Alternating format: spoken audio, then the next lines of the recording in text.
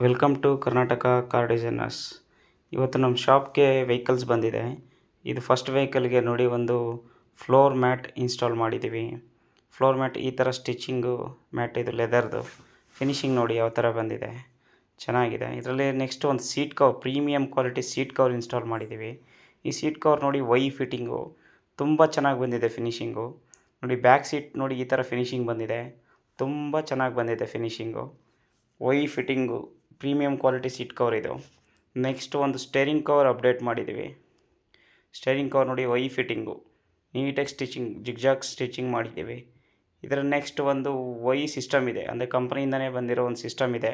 ಆ ಸಿಸ್ಟಮ್ಗೆ ಕ್ಯಾಮ್ರಾ ಇರಲ್ಲ, ಅದಕ್ಕೆ ಒಂದು ಕ್ಯಾಮ್ರಾ ಕನ್ವರ್ಟರ್ ಹಾಕಿ ಕ್ಯಾಮ್ರಾ ಇನ್ಸ್ಟಾಲ್ ಮಾಡಿದ್ದೀವಿ. ನೋಡಿ ಕ್ಯಾಮ್ರಾ ಕ್ಲಾರಿಟಿ ನೋಡಿ ಈ ಥರ ಬರುತ್ತೆ, ತುಂಬ ಚೆನ್ನಾಗಿದೆ. ನೆಕ್ಸ್ಟು ಇದೇ ಥರ ಇನ್ನೊಂದು ವೆಹಿಕಲ್ ಬಂದಿದೆ, ಆ ವೆಹಿಕಲ್ ತೋರಿಸ್ತೀನಿ ನೋಡಿ.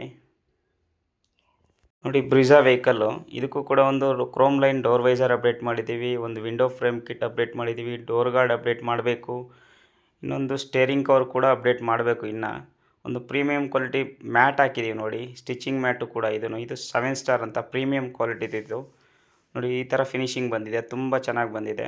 ಇದು ನೆಕ್ಸ್ಟ್ ಇದಕ್ಕೂ ಕೂಡ ಒಂದು ವೈ ಸಿಸ್ಟಮ್ ಇದೆ. ಈ ಸಿಸ್ಟಮ್ಗೆ ಒಂದು ವೈ ಕ್ಯಾಮ್ರಾ ಹಾಕಬೇಕು, ಕನ್ವರ್ಟರ್ ಹಾಕಬೇಕು. ಇನ್ನು ಹಾಕಿಲ್ಲ, ಹಾಕ್ತಾಯಿದ್ದೀವಿ, ಇನ್ಸ್ಟಾಲ್ ಮಾಡ್ತಾಯಿದ್ದೀವಿ.